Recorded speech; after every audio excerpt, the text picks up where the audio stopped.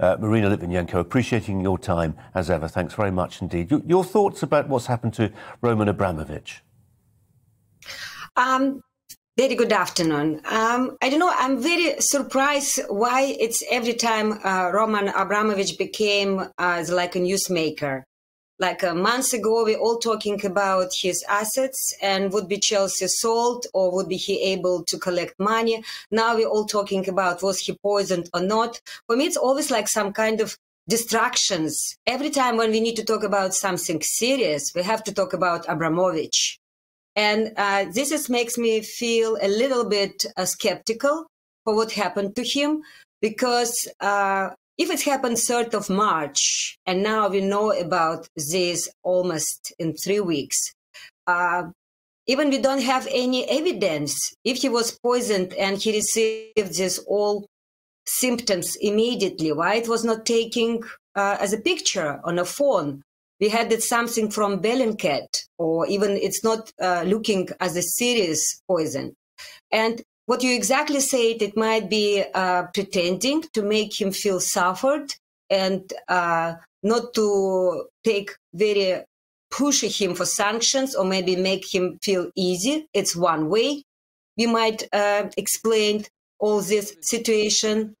And another one, I would say, might be Ukraine as a state. Somebody tried to frame it, because just the days before 3rd of March, it was a lot of discussion about Ukraine as a country having chemical weapons, producing biological and everything what illegal.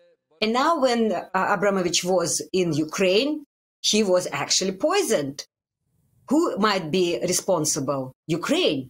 How is this responsible and unsafe place to be? Marina Litvinenko, I mean, as you say, it's so murky, it's so hard to know really what's going on. I mean, as you say, Bellingcat, Wall Street Journal, this isn't stuff from the wilder shores of conspiracy theory land. These are, as reasonable, reliable journalistic sources. But as you say, we can't really know what's going on, or indeed what agendas may be at work. But what we can say with absolute conviction, because we've literally just seen pictures of it, is Roman Abramovich sitting next to the Turkish president's spokesman at these peace talks in Istanbul. And if you are somebody who follows the news and for whom, Abramovich is just that oligarch, fabulously wealthy, yachts, Chelsea, you're puzzled. Why on earth is he involved in this process?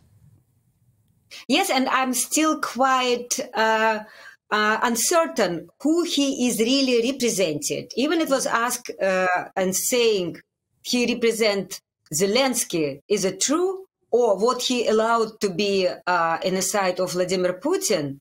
I will remind you another story. It was saying Abramovich became a postman for last days. He brought a letter from Vladimir Zelensky to Vladimir Putin with some kind of agreements, and Vladimir Putin disagreed, and he just didn't follow what Vladimir Zelensky asked. Why Abramovich became a postman between two presidents?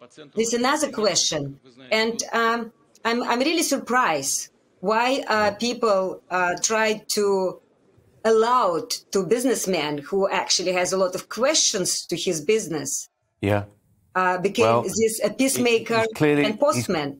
He's clearly, is he a postman or is he a man with real clout and connections? He's definitely got connections, that's for sure. We'll maybe find out in time. Marina Litvinenko, appreciate your time. But maybe I have some another things picture to Abramovich. When was this trial in 2012 between Roman Abramovich and Boris Berezovsky, and we know Boris Berezovsky lost, but it was a lot of explain how this business was raised by Abramovich. And I think even after this, knowledge about his money was more than enough to understand what the man you're dealing with.